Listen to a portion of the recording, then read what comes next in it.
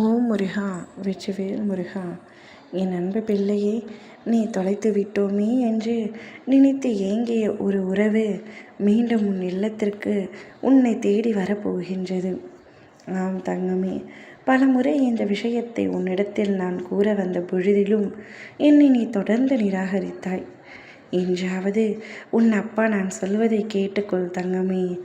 நீ தொலைத்து விட்டோம், இந்த பொருளை நாம் இழந்து விட்டோம்.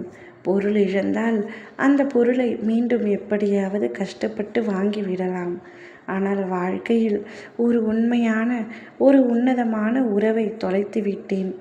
இப்பொழுது யாரும் இல்லாத அனாதையாய் நிர்கதியாய் நிற்கின்றேன். அந்த உறவு போல என் மீது அன்பு செலுத்த யாரும் இல்லை. அவ்வளவு அன்பை என் மீது வைத்திருந்தார். ஆனால் என்னுடைய தவறினால், நான் செய்த தவறினால் அந்த அன்பை தொலைத்து விட்டேன். இப்பொழுது அந்த அன்பிற்காக ஏங்கிக் கொண்டிருக்கின்றேன்.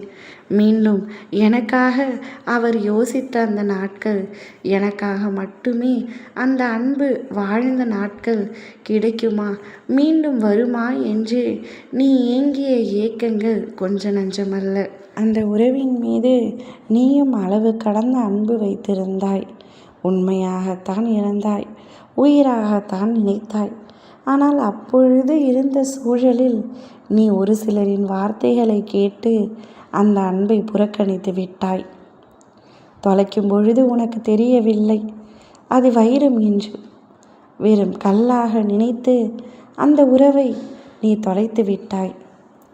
தொலைத்த பின்பு தான் உன் புத்திக்கு தெரிகின்றது, தொலைத்தது வெறும் கல் அல்ல, அது வைரத்திற்கும் மேல் உன்னதமான ஒரு உறவு என்று. இப்பொழுது மீண்டும் அந்த அன்பு கிடைக்குமா என்று ஏங்கிக் கொண்டிருக்கின்றாய்.